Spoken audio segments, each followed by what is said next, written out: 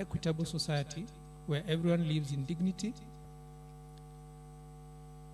We look back with a sense of nostalgia to draw lessons and best practices for the future. Distinguished guests, ICJ Kenya plays a vital role in leading, convening, collaborating, and advocating for constitutional, legal, and institutional reforms that promote democratic governance and accountability in Kenya and the wider African region. Our contributions have significantly strengthened justice systems, both in Kenya and beyond. We continually focus on enhancing the judiciary's effectiveness, independence, and integrity by building the capacity of judicial officers and court user committees in various thematic areas. Recent discussions have emerged about the intersection of artificial intelligence and human rights and the impact of digital public infrastructure on people's liberties, particularly regarding labor and employment. These collective investments enhance the capacity of justice actors to provide services while building public trust and confidence in justice systems grounded in the judicial implementation of the Maputo Protocol. ICJ Kenya emphasizes the importance of community and public trust in the justice system. This belief has led us to train and equip 180 paralegals and 100 community justice actors to facilitate access to justice while safeguarding human rights at the grassroots level. As a leading authority on international criminal justice in Africa, ICJ Kenya has championed justice for atrocity crimes in countries such as the Sudan, Burundi, and Rwanda. Over the past 5 years, we have intervened in 20 strategically important cases involving international crimes and gross human rights violations, ensuring justice for victims of these offenses. Additionally, we have made submissions, lobbied and advocated for decriminalization of petty offenses and reforms in media and freedom of expression. Our contribution includes significant work in electoral, media, and security reforms across Africa, supporting various election petitions, strengthening electoral management bodies, and assisting in national police reforms. Through the years, ICJ Kenya has had dedicated commitment, and ICJ Kenya has gained valuable insights into the complexities and dynamics of the human rights landscape in Kenya and the surrounding region. In light of the need for effective positioning with this evolving context, developing this strategic plan involved a thorough analysis, collective reflections, and consultations among ICJ Kenya Secretariat, the Council, members, and collaborating partners. The outcomes of this strategic analysis and the lessons learned have shaped ICJ Kenya's focus, positioning, strategies, and interventions as detailed in this strategy document. The development process also included a review of our vision, mission, values, and philosophy, leading to the creation of a new theory of change. This strategic plan provides operational framework for achieving our ambitions. With this strategic plan, our programming and delivery of services to marginalized individuals and those facing systemic exclusion are more assured. We have established clear thematic portfolios that align with our goals while intentionally leveraging greater sector capacities and addressing emerging issues that may further undermine human dignity. In this respect, we must acknowledge the importance of pursuing depth over breadth to enhance our reach and maximize our impact.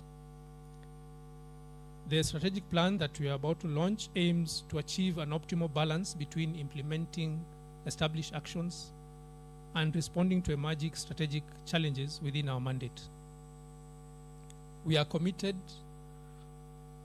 to fostering a resilient and impactful organization that champions the rights of all individuals. Consequently, the strategic plan emphasizes institutional development as a crucial driver of success. To this end, we will invest in our personnel and leadership, strengthen our systems, enhance partnerships, and support youth-focused movement building.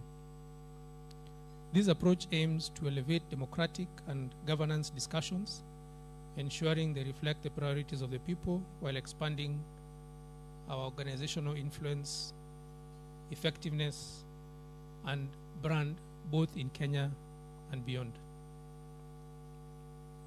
As a membership organization, we will work to grow our membership and create more engagement opportunities.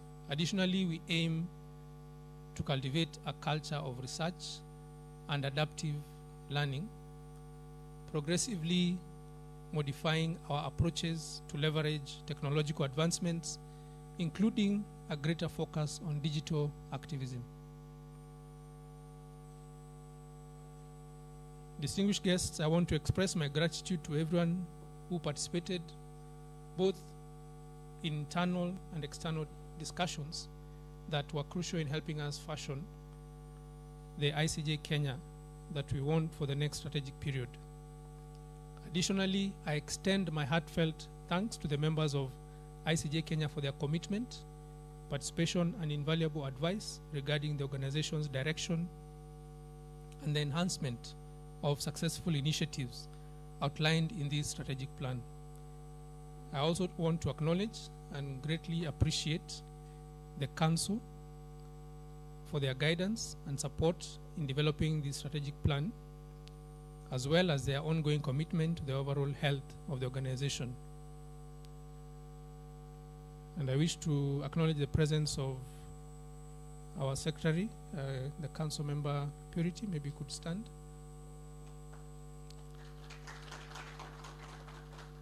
So myself and her will represent the Council here.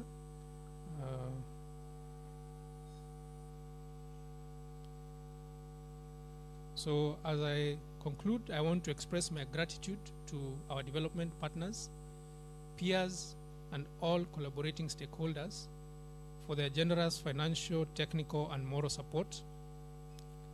We invite you to join us in our renewed effort to seek justice, promote effective democracy, and foster inclusive and meaningful governance that upholds the inherent dignity of all people, regardless of their real and perceived identities. As we embark on this journey, we recognize that uncertainties may arise, especially in light of the global geopolitical situations. Therefore, we seek your continued partnership, support, advice, and constructive criticism as we build our capacities and develop strategies to achieve the vision outlined in this strategic plan. Thank you all once again for being here today, and I would like to officially welcome you to this launch. God bless you all. Conversation that we will have on what you think could be the vision of ICJ Kenya in light of what is happening in our country, what is happening in Africa, and what is also happening globally. We have considered a few things as we planned our strategic plan. The youth uprising, questions around the internet shutdowns, issues on civic space. We have also touched on issues that we believe are important: the safeguarding of our institutions, the strength of the judiciary, the strength of oversight mechanisms. But for us to go in a bit of detail into what exactly ICJ Kenya plans to do, I'll invite our Executive Director to give a presentation of the new strategic plan and what we hope to do for the next few years. Invite him with a round of applause. As he comes to the dais, allow me to recognize Honorable Lady Justice Jemima Kelly, who has joined us. She was a council member of ICJ Kenya and is a very dedicated member. We appreciate you, Judge, for coming to join us today. Thank you.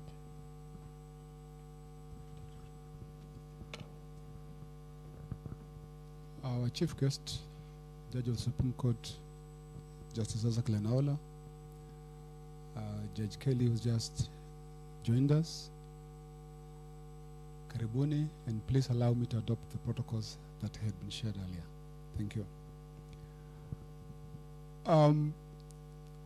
As Julie has put it, there are many things and many processes that we underwent, and we consulted most of you. We spoke, agreed and disagreed, but at the end of the day, the organization is bigger than all of us. And we are here put together because ICJ, since 1959, has seen successive secretariat, council, members, and we want to continue that dream, but maybe in a different dimension. So the first question we kept asking ourselves was, is our vision still relevant as ICJ? Do we still need a society where people must live in dignity? And lucky for us, we have a constitution that speaks to exactly that. What we do with that constitution is part of the reason why we are having this conversation. That we have a good constitution, we belong to the international community. However, sometimes we have manners and cultures that create. Having said that, I would like to place this strategic plan in dimensions. So one, ICJ being a member of the international community, we are looking at how SDGs have been factored into this conversation. And so, as all of us are talking about 5 years, this strategic plan has actually counted this year, making it the 6-year plan. And it was particularly because we wanted to coincide our evaluation of what we have done with the SDGs 2030. We are also saying that Kenya has a vision 2030. We'd like to see what contributions has ICJ made towards some of these, and what is it that we have challenged to make the lives of our people better. But we're also saying that we have an Agenda 2063 for the African Union that speaks about the dignity, the rights of the people. And part of that is the rule of law. We're also saying we belong to the East African community and we have their Vision 2050, and how do we use that to make sure that we align to what we think is good, but also disagree and make it so known that we disagree and provide alternatives. Having said that, we're also aware of the geopolitical issues happening. I think President Trump has happened, and all of us know why, and why we put Trump in this conversation. We also know development partners who previously did not even support you can actually tell you that they're supporting Ukraine. And that's a conversation we may want to have. But you also know that the international community is now talking about trade development, isn't it? And that's, we keep asking ourselves, where will the civil society be if these conversations are not challenged? We are talking about an Africa where right now we are celebrating authoritarianism in some sectors, but we're also seeing the growth of authoritarianism in some of our countries, and especially here. We are seeing young people who do not want certain things, but their dissenting voice cannot be taken positively. And that happens to many of us. History could be repeating itself, but from a different dimension. So based on that kind of context, and considering that which is a member of the international community and has ratified some of the legal instruments that make us who we are. And if you look at Article 2, Sub-Article 5 and 6, then you'll understand what it is that we are talking about. So we decided that we need to place ICJ in these conversations, and so we have 4 pillars. The first pillar for us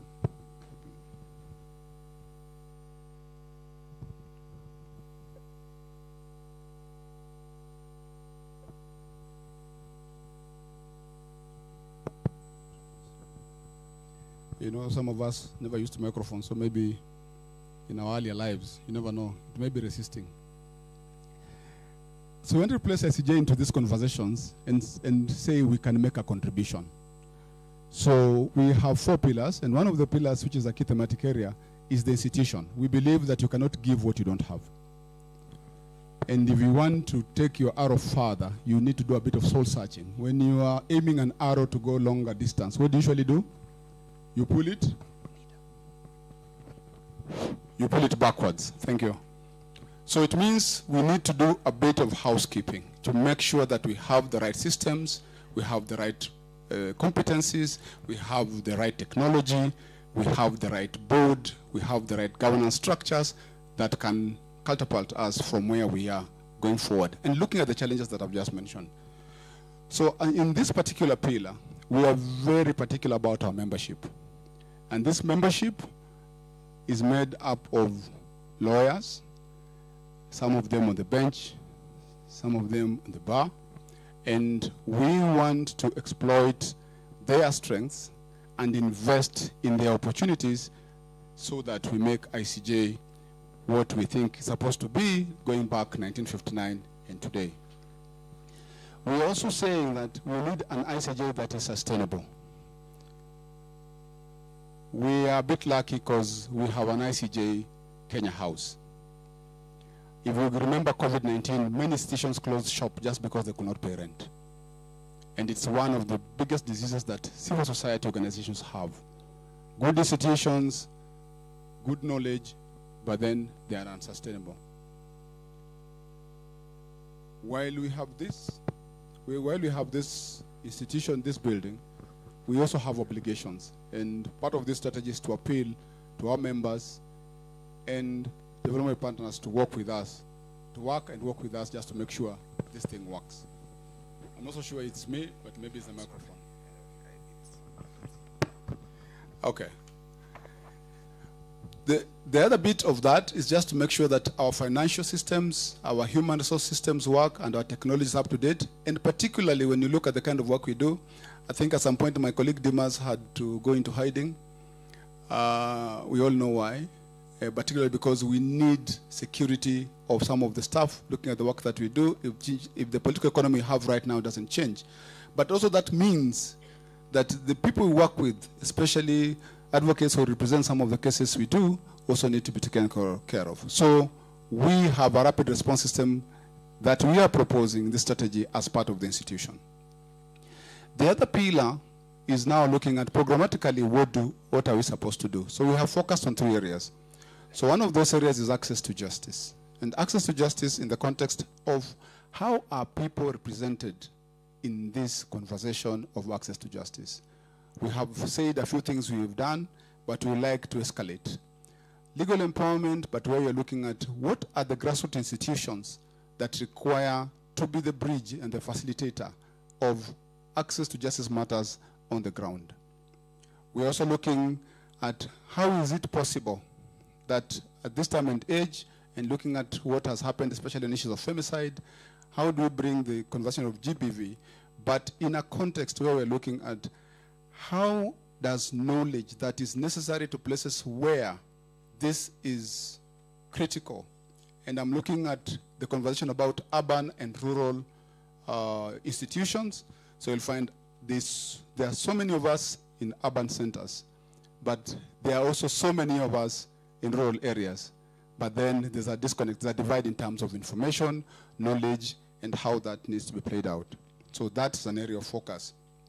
But we also know that we have a number of weaknesses in the criminal justice system, especially when we're talking about GBV, whether the issues of evidence, whether issues of scenes of crime, and all that comes with it. And we would like to pay a little bit more focus there, despite the fact that we know there are other special institutions that deal with that matter. The other pillar is economic justice. And in economic justice, we have also looked at 3 things.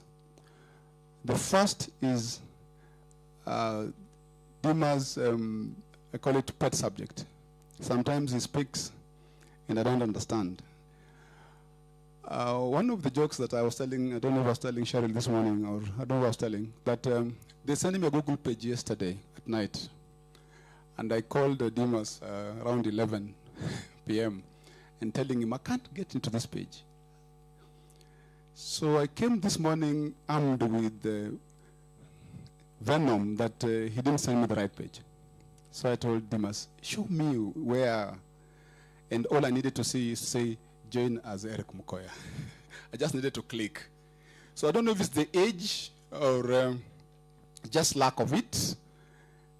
But so digital rights, but looking at it as a space where economic and livelihoods can be met, but also being a civic space where people can express and organize is an area we want to speak to. We're also looking at service sectors, and service sectors we are particularly looking at health, which is an area that is wanting. I think all of us know the conversations that have been about SHA, SHE, and all that. And you remember the lady who was, the defender who was abused some time back. So that's an area we are really interested in, but partly because we have a past in that sector and we would like to escalate what we are doing. And the other bit is looking at, if you look at the criminal justice system without looking at the critical root causes, the drivers of criminality in this country, one of that is just lack of livelihoods. And when you look at livelihoods and look at issues of climate change, look at environmental degradation, then you are likely saying, if we do not address those sectors, then we'll overburden the criminal justice system and the justice system generally with cases that will have not otherwise reached there. That is an area we are interested in. Lastly, we have a justice and democracy sector. In this sector, we are looking at a number of things, but the key to this is institutional strengthening of some of the justice sectors that we have been traditionally working in. And here we are talking about the judiciary, we are talking about the stakeholders who sit, who make the judiciary function better. We have the ICJ and its committees. That's an area we are really interested in. But we are doing this from the angle that whatever conversations we are having reflect at the community, reflect people's interests, that we have a justice system that we claim is working if people can actually give you feedback and say, yes, I am glad. So it's not just about public trust, it's also about how do we receive, how do we perceive, and how do we engage with the justice sector. The other aspect is constitutionalism. As I began, I said we have a good constitution, but my analogy usually is we cannot talk about a good constitution if you don't revise the way you drive in this country. Because whenever we have traffic, and I'm also talking about myself, we all remember we are in a hurry. And we'll get off the road and drive on the pavements, and after driving on the pavements, the person who was following the queue, you demand that they give you way. And when they don't give you way, what do? We curse, isn't it? That culture seeps into the many things that we do. That's why we remind ourselves whether you know where I've come from, which community, because we have taken impunity, maybe because it comes from the top, and domesticated it in our hearts. And we must undo that. So constitutionalism is an area we want to follow through and make sure that our small contribution makes this country better. After 6 years, we look back and said, well, among the other things we did was to make sure that our constitution was not only respected, it was promoted, and it was protected as it is required. And the third aspect of that is looking at public safety spaces and security governance. What does it mean? Is your voice on how you like to feel safe listened to? Is there an opportunity that you could be part of this matrix? We are saying that all Kenyans should belong to this ecosystem of public safety. Thank you.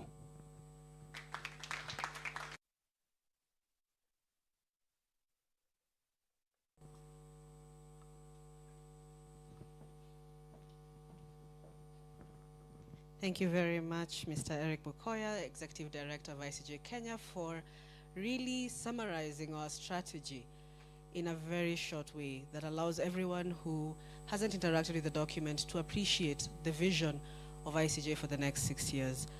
We are going to go into our keynote address. And the person who's delivering our keynote address is a friend of ICJ Kenya, a Jurist of the Year recipient, and a gentleman who has really worked with ICJ for a very long time as a judge and also as an ally, because we do work in spaces that he sits in. So it's my esteemed honor to invite the chair of ICJ Kenya to invite our keynote addressee. I got you there. Thank you, Julie. You reminded me a bit of the people who were riding in one car, and then one got off and went ahead to wait for the other one to welcome them.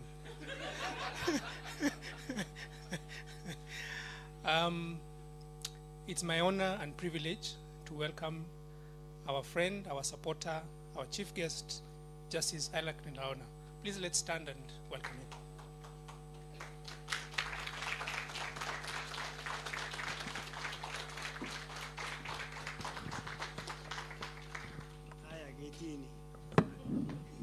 Is that what the president used to say?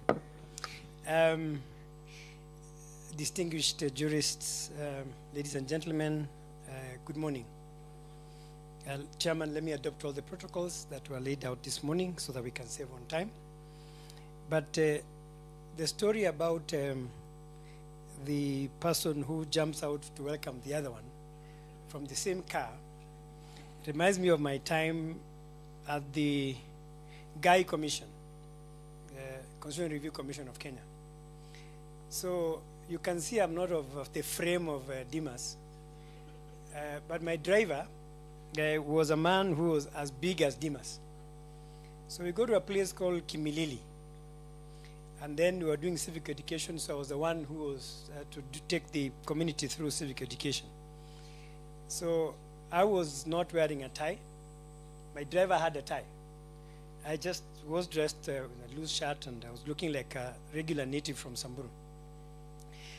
My driver walked out, and all these big Luya men rushed to greet my driver. They said, "Karibu sana, Commissioner, karibu, karibu."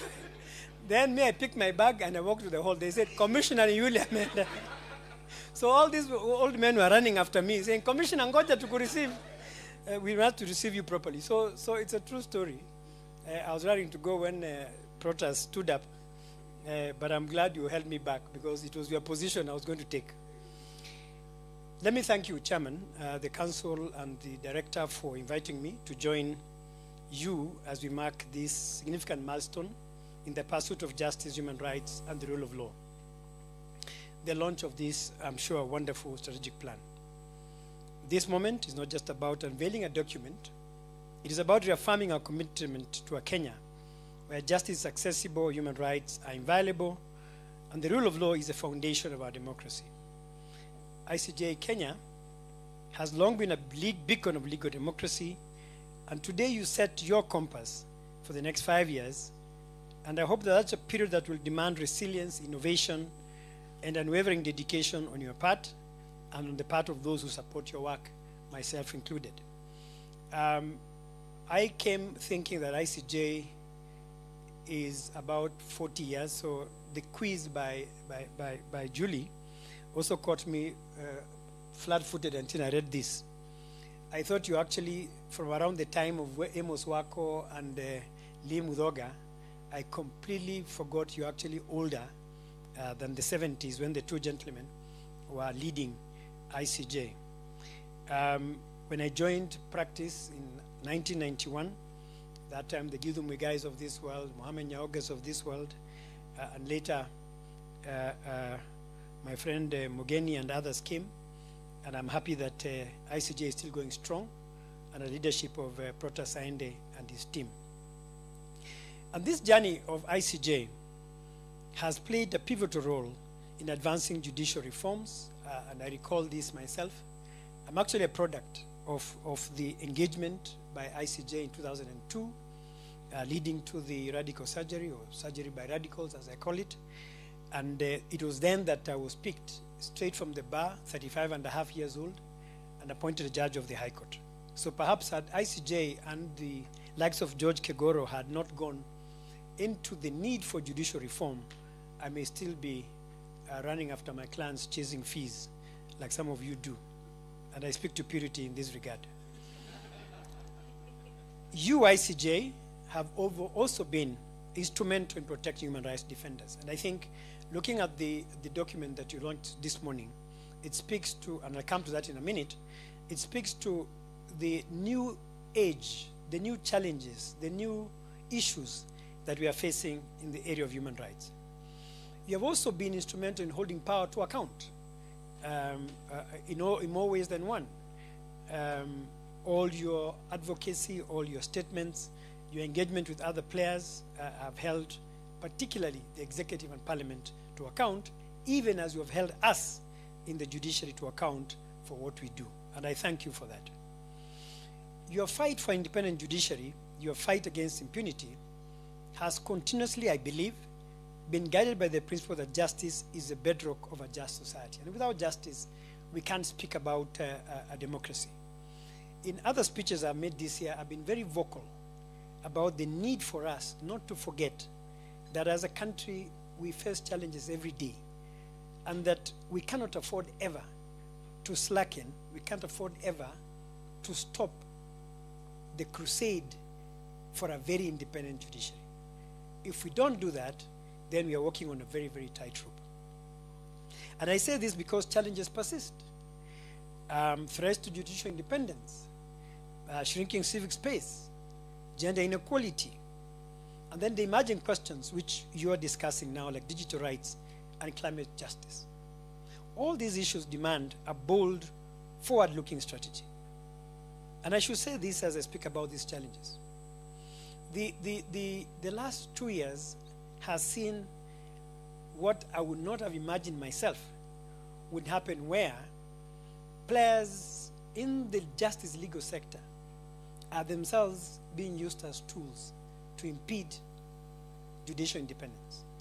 And I think we have to call them out, because if we that are trained are taught that judicial independence is the bedrock of any democracy, if we are to be used to impede, to challenge judicial independence particularly, then there's a problem with both the profession and indeed the country as a whole.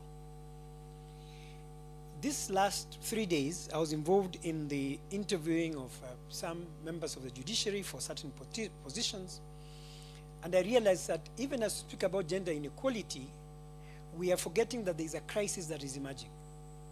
The inequality is towards the child boy, the boy child. In the of the 32 positions that we handled this week, girls were 28. We had only 4 boys. Of the 7 that we recommended for appointment, only 1 was a boy, was a guy, was a man. So that I think gender inequality we may have to have a conversation around what gender inequality means in today's world. We may have focused too much on the ladies, and I'm very grateful that we made some steps. We have a lot of steps to take. But again, let's not leave behind the boy child. I think there's a crisis, and as I say this, the boy child is going through more mental health challenges than the girls. If you go to Chiroma Medical Clinic, if you go to Mudangari Medical Clinic, a lot of the people who are there of the age of 25 and below are actually men. So I think we need to have a conversation to ensure we don't leave anyone behind, even as we speak about gender inequality. Digital rights. I'm glad that I came at the launch of that publication. And I was telling the chairman, the secretary, and Dimas that I didn't see in that document anywhere where victims of cyberbullying, victims of blogs, their rights, something must be said about them. And I was giving the examples of myself. A very easygoing guy. My lawyer here, Uchel, knows I don't harass anybody. Yet on social media, you create 9 fake accounts on Twitter in my name. And you create 6 on Facebook in my name. And the most amusing one, which I showed the chairman, is that they put the photo of Vera Siddiqa as my profile picture. So I said, if you must at least gonga me, why don't you put a cow or, you know? So I think as we look at digital rights, let's balance. Let's look at both the rights of those the bloggers and also the victims of cyberbullying, because the unchecked digital space can also create a violation of rights. On climate change, I think that's an emerging area which no one can take for granted. Some of you know that I lead the Association of Refugee and Migration Judges globally. And we are now having, I just set up a few months ago, a working group on climate change and migration. Because in the Horn of Africa, I've written a paper on this, the Horn of Africa is struggling through movement and migration because of climate change. And these things were never addressed by the 1952 Convention. So how do you handle migrants who are forced to move because of climate change, as opposed to what in 1952 was a current topical issue, which is political persecution? So I think I'm very happy that you're having this conversation this early, and that we shall then, in your strategy, see how you find answers to the problems that we have. I'm glad that, Eric, you've gone through the objectives, the outcomes, and the interventions, but I would like to connect what you spoke about in terms of the pillars of your strategic plan with that we have in the judiciary, which is sustaining transformation through access to justice. There are intersections, there are interlinkages, there are alignments between our STAJ and your strategic plan, particularly on the areas of access to justice. And you spoke about it quite eloquently, and therefore, as partners, the judiciary and yourselves, we must look to a just society through access to justice. And I think this is something I'm happy the Chief Justice has taken very seriously. My brother and friend, Dr. Maranga, knows that in the ICJ, NCJ, there's now a good mix. There's a good spirit around the NCJ. There is a good body chemistry. Previously, to get this man to call a meeting of the NCJ would be like telling Pope Leo XIV to come to Kenya today, a day after his appointment. It's a very difficult job. But I'm happy that you have continuously worked with us to ensure that there is access to justice. Building resilience and sustainability. Again, Eric, you spoke about partnerships. And you spoke about the need for ICJ to go a lot more to reach out to other partners. I'm happy that over the years, both when I was chairman of KMJ, later as a judge, and now leading in technology in the judiciary, ICJ continues to be a partner we depend on. I was just saying to the chairman and secretary this morning that we need to think a lot more about the need for our magistrates, especially, to get training on electoral law. The first training we conducted with George Kegoro in 2006 led to what I was calling probably the best mix of judges who understood electoral law, as opposed to judges who are appointed from wherever you are and then dropped into the mix of election petitions, and mistakes were made. The fact that for many years petitions were being struck out on account of lack of service was a question, an issue we discussed in 2006. And in the election of 2007, although we focus on the electoral violence more than what the judiciary had done, of the 49 or so petitions that were had in 2008, 2009, including me, overturning the bullfighters' election, Kalole's petition in Kakamega, the training that we undertook at Fairview Hotel was fantastic. But I think we need our magistrates now to have the same kind of training so that we don't leave them behind. We can't just train judges. They handle all these MCA petitions. And if they're not well trained with the support that you have, we shall not get justice at that level. So again, thank you for the conversation we had around that. On technology, I should just say this. Again, I think magistrates are being left out in the conversation around technology. Partly because of numbers and partly also because of just the logistics. But I think the conversation, Chairman, we had this morning, let's take it forward. Between the Kenya Judiciary Academy, between my committee of ICT, my committee at NCJ on ICT, I think we can get a way in which we can train our magistrates a lot more on the use of technology. Our conversation with Safaricom Communications Authority and with Airtel has given us a lot of material on mobile technology and the challenges that we face even as we do that. So that your strategic plan and our STARG blueprint are aligned. And I'm hoping that as we move forward, 2025, 2030, we shall have a lot more conversations to ensure that we benefit from each other's experience and expertise. And so this plan is not just for you, from what I've said. It should belong to every lawyer, every activist, every judge, and every citizen in Kenya who believes that Kenya ought to be more just and a lot more fair. And as I come to the end, let me make what I'm calling a call to action. To our judiciary, where I sit and serve. To our government, and I speak to Parliament and the executive. To you, civil society. To our partners in development.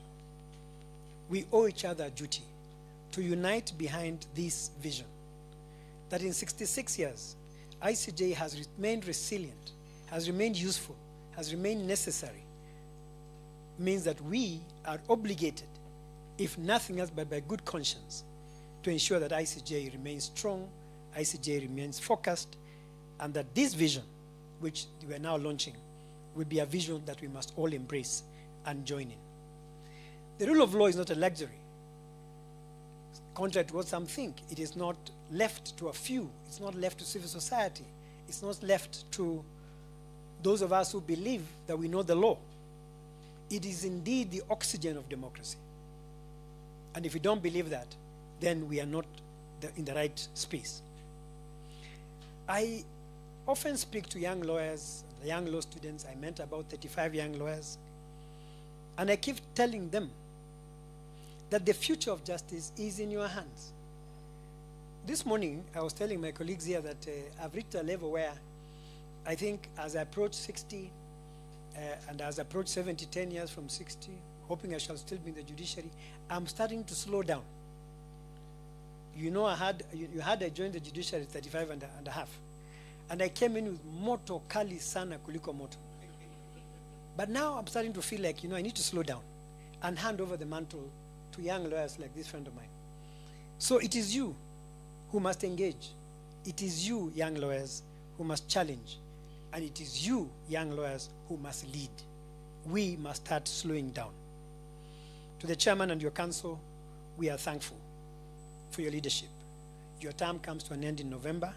I'm hoping that once again, the membership of ICJ will put the ICJ into good hands like Prota Saende and those who came before him. And let us keep pushing the boundaries. Like I said, there are new areas of law, there are new areas of challenge in terms of our democracy. And you, ICJ, must continue to lead us in this quest, together with others, LSK, FIDA, and other organizations that work with you. And so as we launch this plan, I hope to have some time to read it later, let us remember that justice delayed is justice denied, but justice pursued is justice achieved. Let us walk this path together with courage, with conviction, and with the certainty that a just Kenya is with us, a just Kenya is possible, and a just Kenya must be sustained and maintained by all of us. I thank you very much.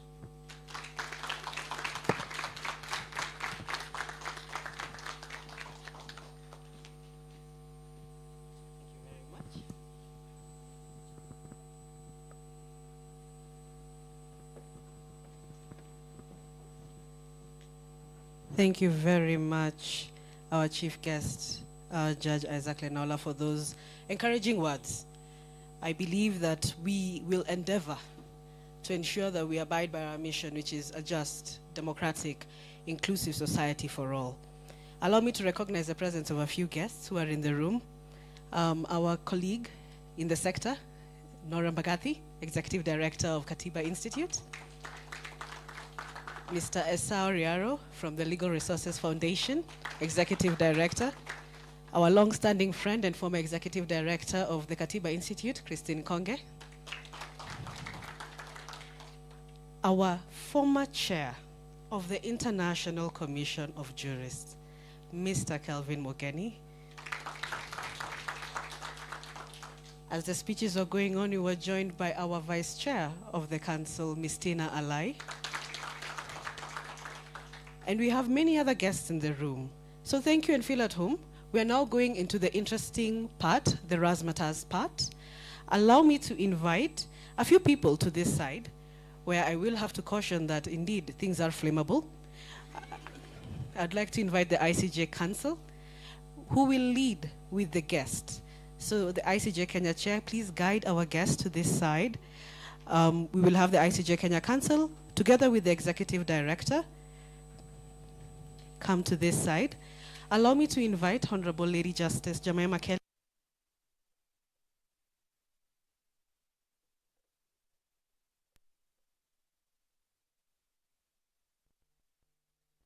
Alone. Allow me to invite Nora and Isao to come be with us on this side, because through collaboration and partnership, we can achieve great things. And because we cannot have the whole of government here, but we can have the NCAJ here, allow me to invite Dr. Maranga to humbly join us.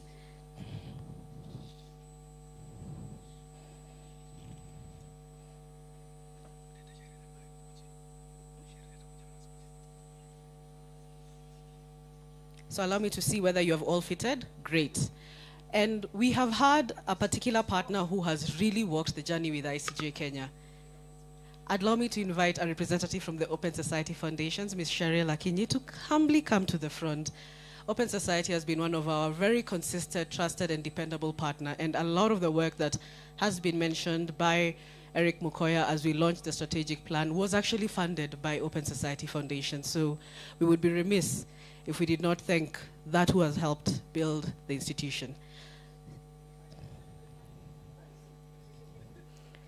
So the black box is where the fire will come from.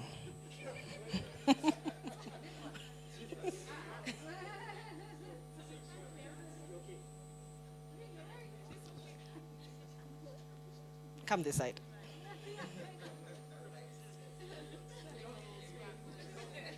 I know that WIBA applies, but I'm not sure it applies everywhere.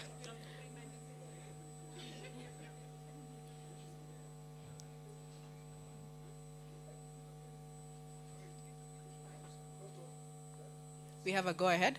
So allow me to count you down so that we can all be together.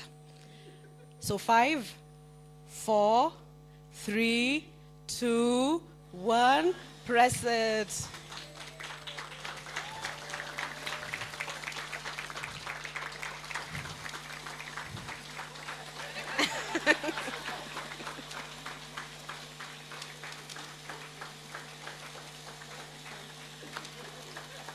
Wonderful. Allow me to ask Shukri to distribute a few of the copies.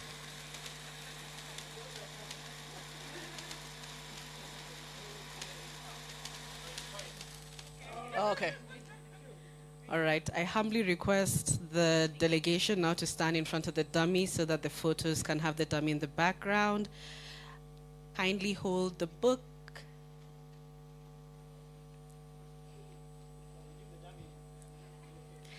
Allow me to invite Dimas Kiprono to come to join the team up front.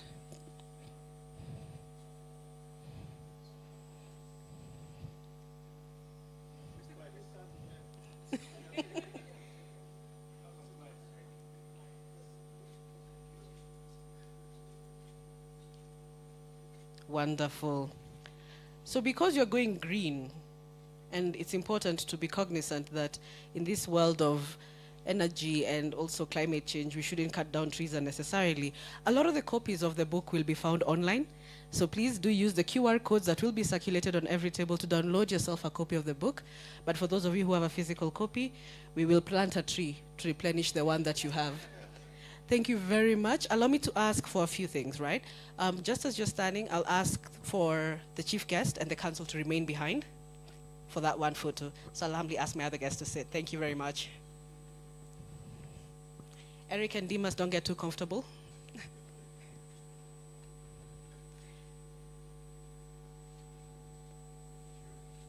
I'll ask I'll ask Eric Mukoya to join the photo and Dimas Kiprono to join the photo. I'll also ask our former chair, humbly join this photo, please, to represent the membership as the senior most member in the room.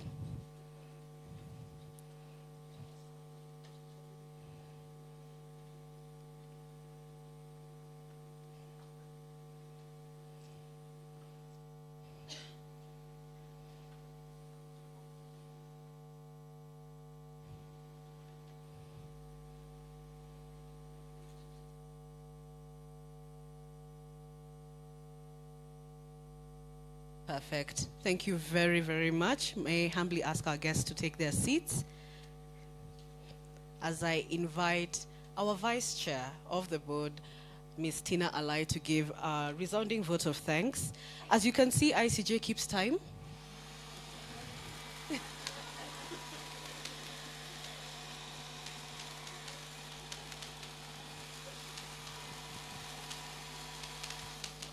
Yes. Allow me to invite Tina Lai to give a vote of thanks on behalf of everyone. Thank you very much, Tina. Good afternoon. Habari zenu.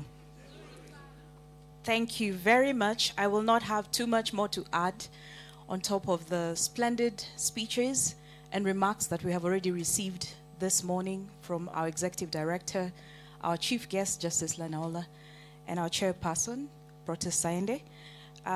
But I'd just like to say that your presence here today is a testament of your belief in our vision collectively, but also a testament of your belief in what we aspire to achieve together. We have taken time to introspect as we look through the journey that we have walked as ICJ for the past 6.5 decades. We have introspected, we have reflected, but it's also a very interesting time for the work that we do in our country today. And so we welcome you, as has been said, the call to action by Justice Lanaola, but also by our chair and our ED, that you may please walk with us. Let's partner together as we take the next 5 years and the journey ahead. It will require innovation, collaboration, and not forgetting courage. We commit as ICJ to stand steadfast on these principles that we are speaking about today: human rights, rule of law, constitutionalism, and justice. Without any further ado, may I just thank in a very special way Justice Lanaola. Thank you for being with us today and always, and we will live up to the challenge that you have placed before us today as ICJ to continue to hold that flag high of rule of law. Thank you, Justice Jemima, a member of ICJ as well, for being with us here today. Thank you to the NCAJ. Thank you, Emeritus Chair Kelvin Mogeni, and all other members who are present here today. Thank you to development partners that I see around the room. I will not mention each one of you, but we look forward to continuing the journey of collaboration together. To our esteemed Secretariat, we thank you for the painstaking work that you continue to do each day to hold our flag high up. And to the Council, my fellow colleagues, thank you as we look forward to walking the next 5 years together. Without any further ado, asanteni sana na Mungu awabariki.